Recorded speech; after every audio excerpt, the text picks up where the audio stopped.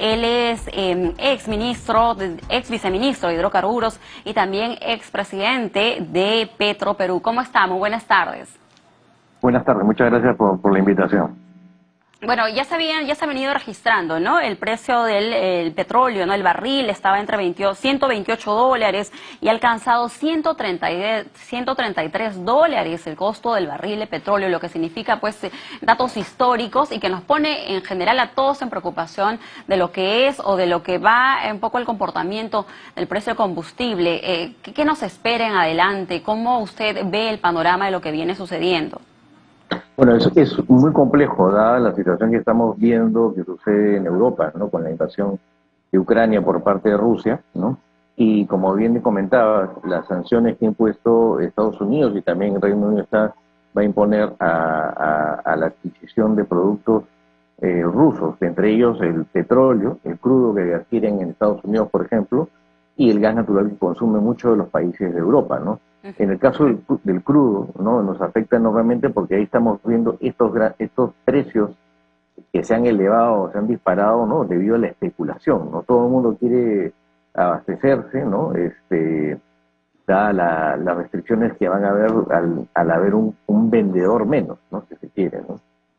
Un vendedor menos que no es cualquier vendedor, ¿no? Estamos hablando de que ellos, bueno, Rusia exporta gran cantidad de petróleo, ¿no? Al mundo. Entonces, tenemos ahora los barcos rusos que se encuentran o se quedan en alta mar porque no tienen dónde desembarcar, no tienen dónde dejar el combustible. Eso ya pasó en el Reino Unido, ahora Estados Unidos procede de la misma manera.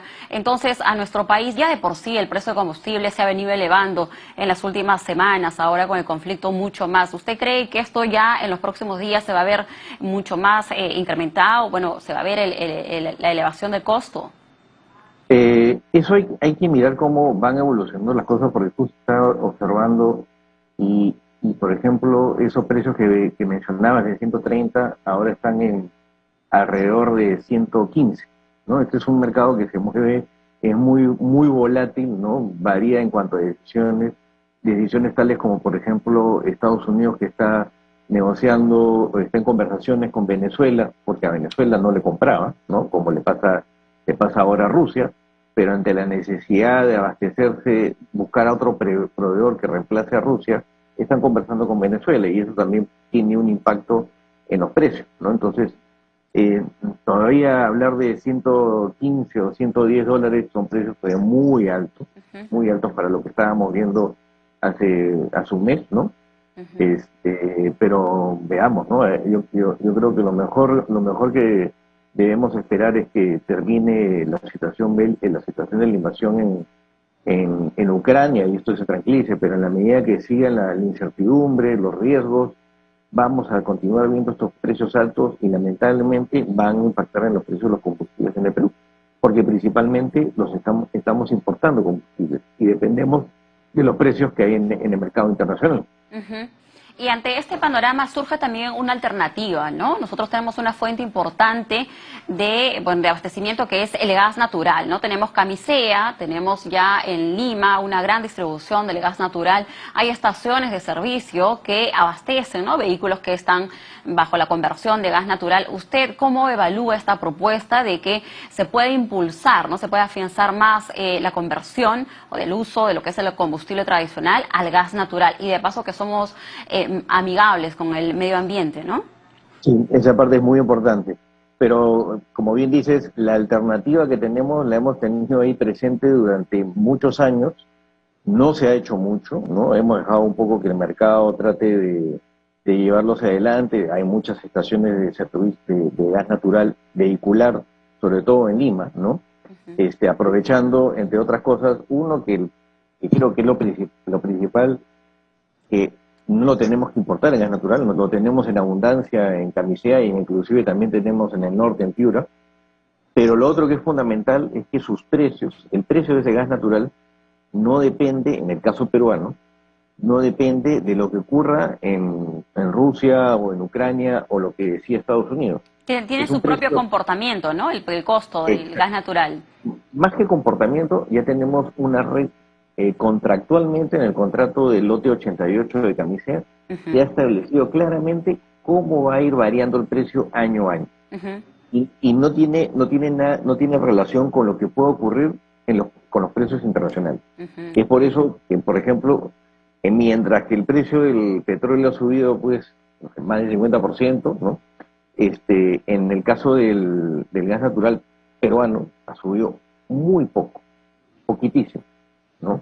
Sube solamente de acuerdo a lo que establece el contrato. Entonces, tenemos el gas en abundancia, tenemos un precio regulado, ¿no? Distinto al que, por ejemplo, en Europa o en Asia están sufriendo, porque ellos dependen, sobre todo Europa, que depende del gas natural ruso, que ahora van a dejar de consumirlo, y ese gas se va a ir, obviamente, buscar gas en otros lugares, desde donde van a tener que importar, esos precios se van a disparar, pero acá en el Perú lo tenemos regulado y lo tenemos en abundancia. Ujú. Entonces, lo que tenemos que hacer es establecer los incentivos para consumir ese gas en los vehículos o en las casas. Eso, le queríamos consultar para que nuestro público sepa cómo va el porcentaje de avance de masificación del gas, ¿no? Desde el Ejecutivo se ha anunciado también la posibilidad de extender o llevar el gas a zonas como Cusco, Ucayali, ¿no? Y ¿cómo va? ¿Es mínimo todavía la presencia del gas natural en lo que es el consumo o el abastecimiento en vehículos, en el transporte masivo, el transporte urbano? Sabemos que sistemas como el metropolitano también ya usan gas natural, pero ¿qué otros espacios podría un poco incentivar, ¿no?, para el uso del gas natural? Sí, en el caso del consumo para vehicular, para el transporte, en Lima había una discusión importante, no con el éxito que se hubiera querido, como bien mencionas, en el caso del metropolitano se utiliza el gas natural, pero no hemos tenido el crecimiento que esperábamos en el caso de vehículos, ya sean taxis o transporte de carga, no se ha visto el crecimiento, ¿no? Ahí es donde se tiene que trabajar, hay incentivos que se pueden implementar para que, o se puedan establecer incentivos para importación de vehículos con motores adecuados para usar gas natural o la conversión, ¿no? Convertir carros que usan gasolina o diésel puedan transformarse a gas natural. Eso es donde se tiene que trabajar enormemente. En Lima hay muchas estaciones de servicio, hay gran oferta, y donde se tiene que trabajar también es fuera de Lima, ¿no? Donde hay todavía oportunidades para que... Bueno, también el Ministerio de Energía y Minas viene promoviendo, ¿no?, la conversión de vehículos a gas natural, e incluso hay un cofinanciamiento, ¿no? Las personas pueden acceder a este sistema y van pagando a medida que van abasteciendo. Entonces, el promedio va entre 3.000, 4.000 soles aproximadamente. Finalmente, permítanos nada más conocer el papel que puede jugar o que desarrolla Petroperú frente a una posible crisis energética. A ver, en cuanto a la situación de los precios internacionales, el rol que tiene Petroperú hoy día, hasta que no arranque la nueva refinería de Talara que está programada para el mes de abril, todo lo que vende Petroperú, los combustibles, el diésel, la gasolina, lo está importando. Con lo cual, mientras estemos viendo estos conflictos, va a estar impactada. Cuando arranque la refinería y ya comienza a procesar crudo, ¿no?, y a producir los combustibles localmente, ahí podemos ver algo que nos pueda ayudar, pero igual Petroperú va a seguir siendo impactada porque tiene que comprar el crudo internacional, a precios internacionales, a estos precios de 120, 130 dólares, depende cómo hay el conflicto. Entonces, Petroperú, si bien al arrancar la refinería va a poder lograr algún tipo de eficiencia, no va a ser suficiente. Por eso es que tenemos que ver qué es lo que se puede hacer de parte del Estado. Ahí es importante el trabajo que pueda realizar el Ministerio de Economía y Finanzas, porque tenemos el Fondo de Estabilización de Precios de Combustible, que tiene por finalidad evitar estas situaciones de alzas importantes, ¿no? Pero no tantas como la que estamos viendo hoy día. Entonces probablemente se van a tener que ver otros mecanismos, revisar, por ejemplo, hay varios tributos que se aplican, que afectan o que impactan en los precios, ¿no? Uh-huh. Debería, por ejemplo, evaluar si vale la pena temporalmente disminuirlos o darles otro destino, para que de esa forma no impacte tanto la situación internacional que estamos viviendo lamentablemente en estos momentos, ¿no? Uh-huh.